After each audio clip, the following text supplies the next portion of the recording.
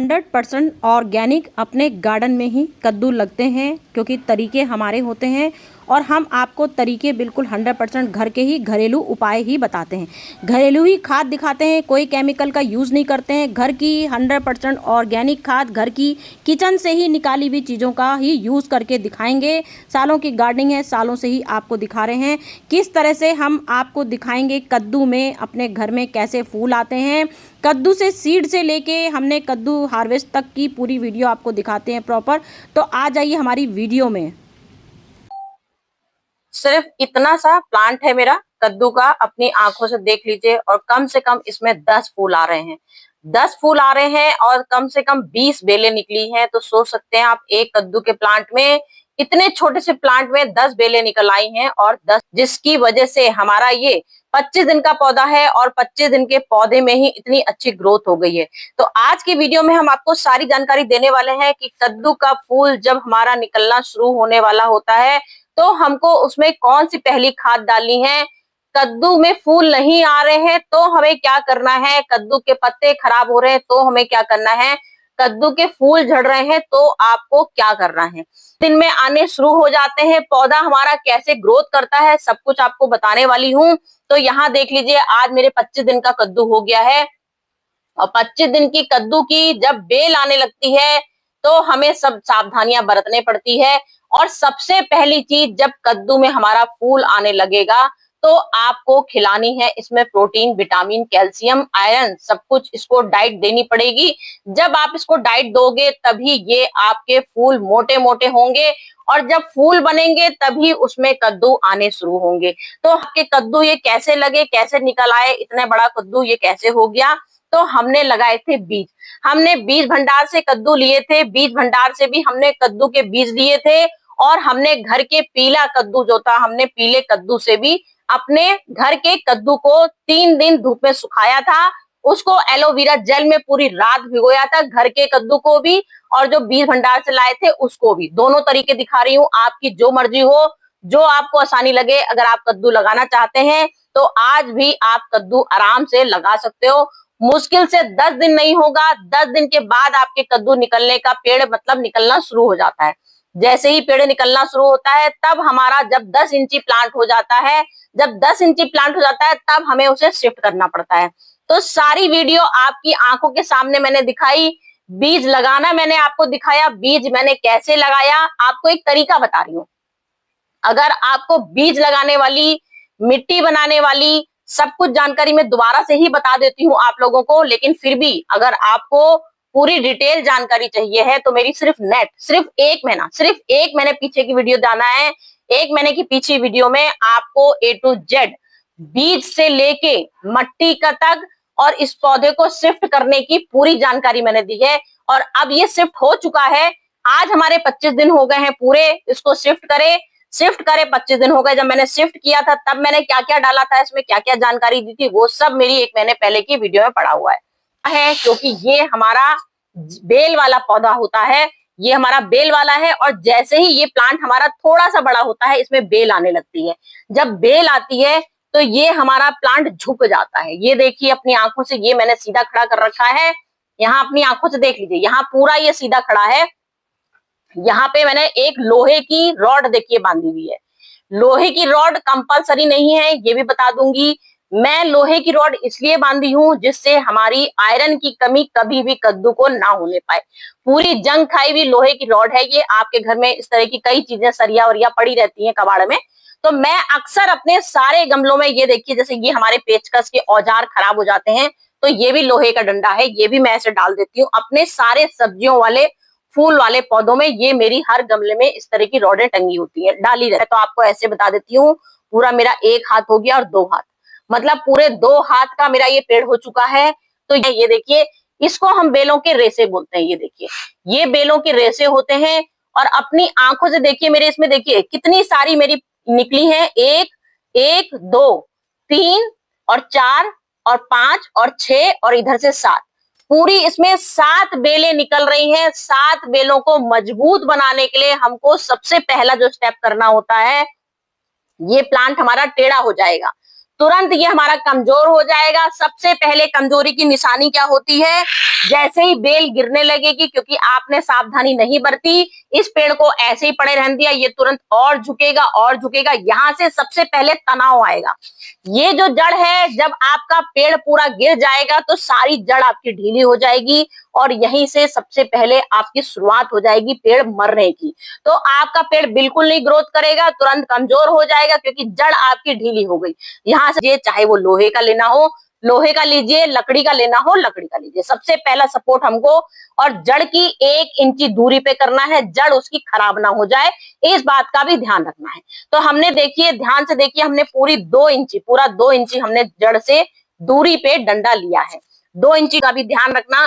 तो मैंने सिर्फ देखिए पतला सा एक धागा लिया है, बिल्कुल पतला सा, मतलब कि ऐसा धागा लेना है, बिल्कुल तार वाला भी नहीं लेना है कि उससे भी बेल हमारी कट जाए, क्योंकि हम एक सपोर्ट दे रहे हैं उसको। सपोर्ट की जगह पता लगा हमने इसको टाइट कर दिया तो हमारी बेल ऊपर से ही कट जाएगी।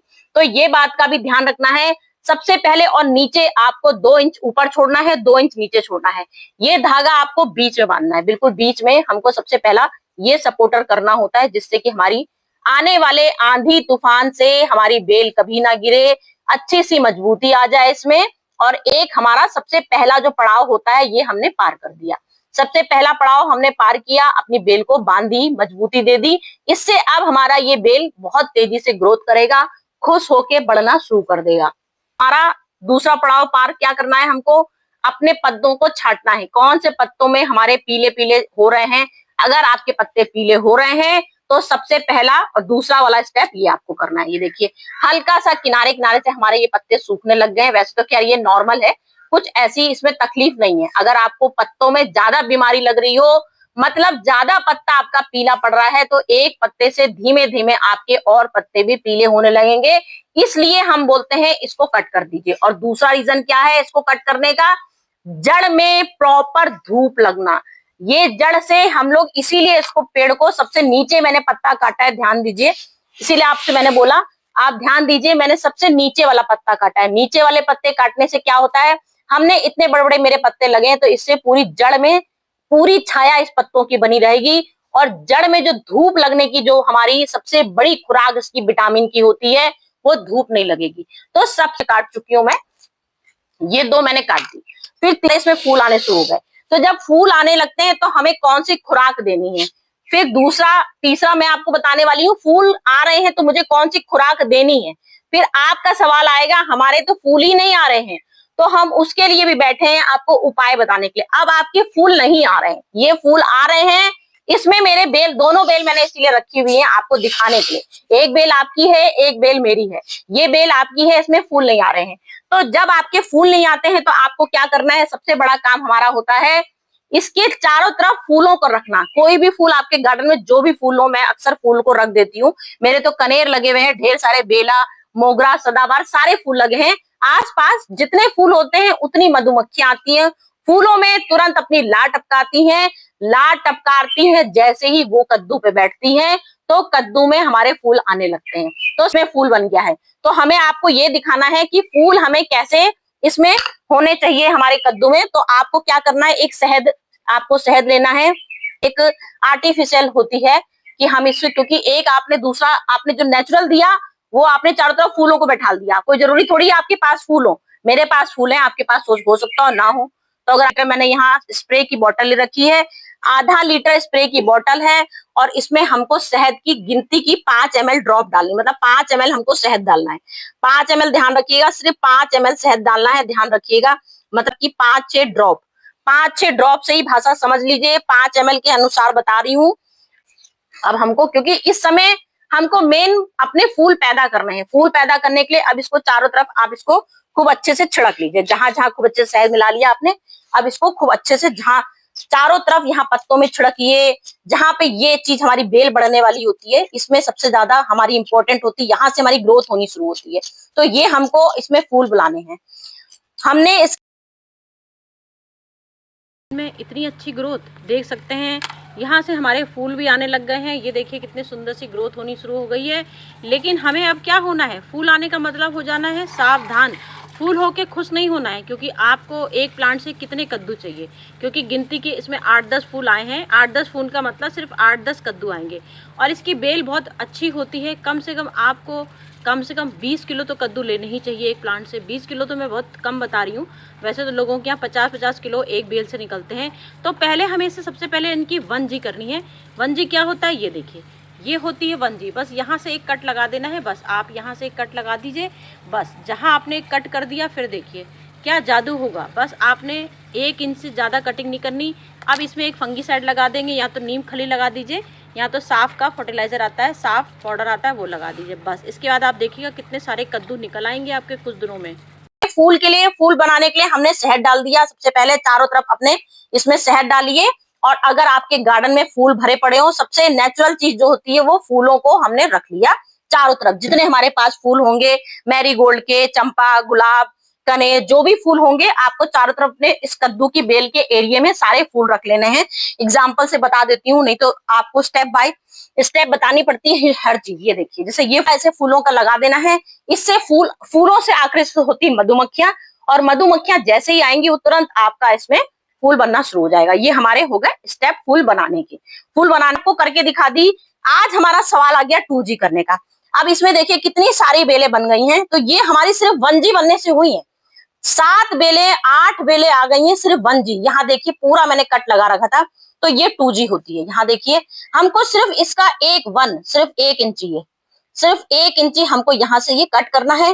पहले आपको सीजर एक साफ करनी होती है। डिटॉल का पानी ले लीजिए, डिटॉल का पानी लेना हो डिटॉल का पानी लीजिए, चाहे तो एलोवेरा जेल लगा लीजिए। कि अपनी सीजर बिल्कुल साफ करनी है, बिल्कुल सीजर आपकी खराब नहीं होनी चाहिए, नहीं तो ये नाजुक बेल होती है, यहीं से फंगस लग जाता है और हमारा पेड़ खराब हो जाता है।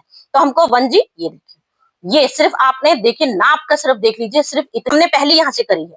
ये 2G आज स्टेप हमारी 15 दिन बाद 2G करते हैं। 15 दिन पहले मैंने 1G की, 15 दिन बाद मैंने 2G कर दी। अब फूलों को बुलाने के लिए भी मैंने काम कर दिया, फूलों को बनाने के लिए दिखा दिया, 2G कर दिया।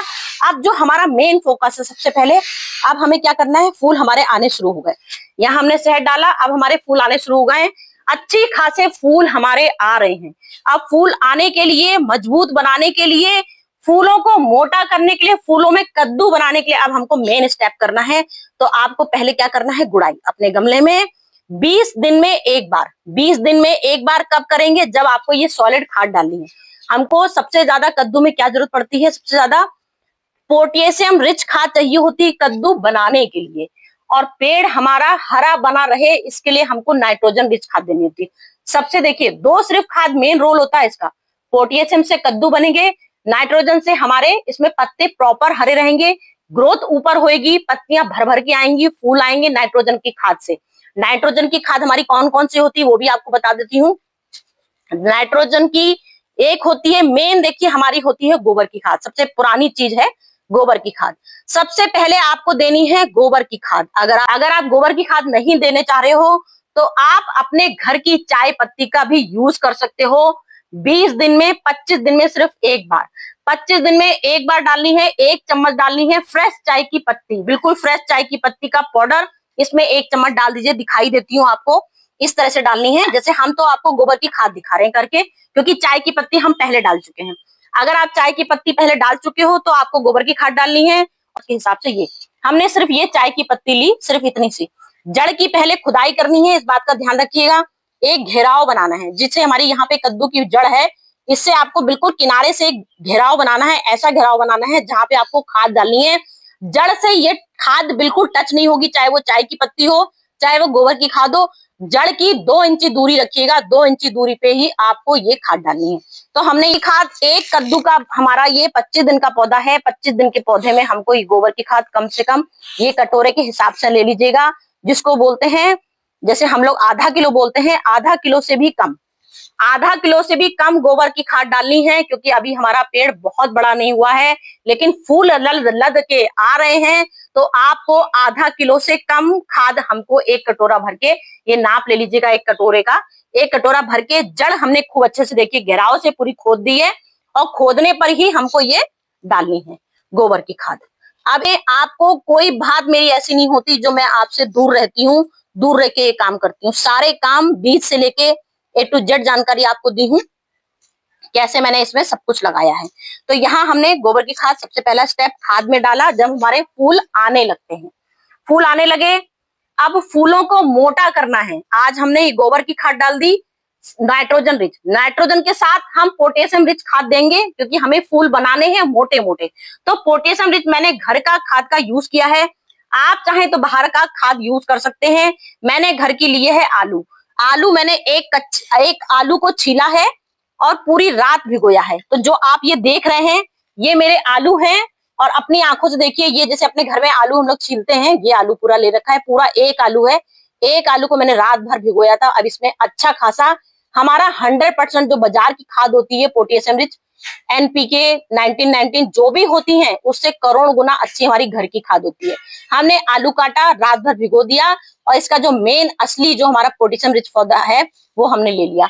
अब इसमें कम से कम हमने देखिए आधा लीटर का गिलास लिया है, आधा लीटर के गिलास में हमने ऊपर के 2-3 इंचे हिस्सा छोड़ दिया है, 2-3 इंचा हिस्सा छोड़ा है, उसमें हमको ये आलू की अपने खाद डाल देनी है।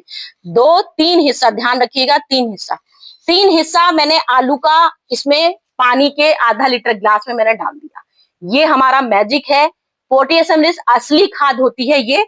अगर आपके पास आलू नहीं है तो आप केले के छिलके का पाउडर का भी इस्तेमाल ऐसे ही कर सकते हो। केले का छिलका भी भिगो दीजिएगा रात को, ऐसे ही सेम मेथड होता है केले के छिलके का। 2 चीजों में हमारी 100% पोटेशियम भरी पड़ी होती है। हम बाजार का कभी यूज नहीं करते क्योंकि हम ऑर्गेनिक गार्डनिंग आपको दिखा रहे, तो हर चीज आपको ऑर्गेनिक दिखाएंगे। गोबर की खाद डाल दी, इसके बाद पोटेशियम रिच हमने खाद डाल दी। अब इसके बस ये हो गया हमारा काम खत्म, बस ये हमने काम खत्म कर दिया। मिट्टी फिर से ऊपर से दोबारा से डाल दी।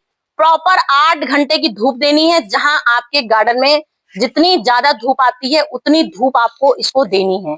20 दिन में सिर्फ एक बार गुड़ाई करनी है, वो भी जड़ों के, बिल्कुल जड़ों को छोड़ के। जड़ों के किनारे बिल्कुल आप हाथ मत लगाइएगा क्योंकि जड़ें ऊपर आने लगती हैं तो टूट सकती हैं, उससे भी हमारा रीजन होता है कद्दू खराब होने का। फिर आपको ये सब मैंने चीजें बता दी। इसके बाद लास्ट स्टेप है, अगर आपके पत्तों में कीड़े पड़ रहे हो, अगर पत्ते में कीड़े पड़ रहे हैं तो 15, मेरे तो कोई कीड़े नहीं पड़ रहे इसलिए अभी कीड़े का कुछ नहीं दिखा रही हूं मैं, लेकिन आपको बता रही हूँ, अगर आपके कद्दू पीले पीले पड़ रहे हैं, थोड़े से आपको लग रहा है छेद वाले हो रहे हैं, या मिलीबग टाइप का कुछ कीड़ा लग रहा है, भुनगा व्हाइट व्हाइट, रस चूसक जैसी कद्दू आने लगी, तब रस चूसक मक्खी आती है जो हमारा कद्दू का फूल खाने लगेगी। तब आपको इसमें डालना है नीम ऑयल। 1 पाउच, ये हमने आधा लीटर स्प्रे बॉटल लिया, इसमें 1 पाउच शैम्पू डालना है और 5 ml नीम का ऑयल डालना है। बस आपको अगर रस चूसक मक्खी लग गई है तब आपको 15 दिन में एक बार ये अपना स्प्रे कर दीजिएगा, नीम ऑयल का, 1 पाउच शैम्पू का। बस ये स्टेप अगर आपने कर दिए, आपके घर में होंगे, 100% गारंटी देती हूँ, क्योंकि सारी चीजें आपको दिखा चुकी हूँ और सब कुछ दिखाऊंगी कैसे कद्दू आता है अपने घर पर। 15 दिन बाद ही आप देखिए इतने सुंदर फूल आने शुरू हो जाएंगे, और मुश्किल से 5 दिन बाद ही आपके कद्दू के पीछे मोटे मोटे कद्दू लगने शुरू हो जाएंगे। जब ऐसे कद्दू लगने लगेंगे उसके बाद की भी वीडियो सारी सब कुछ दिखाऊंगी। तो अभी फ़िलहाल के लिए चलती हूँ, बाय बाय।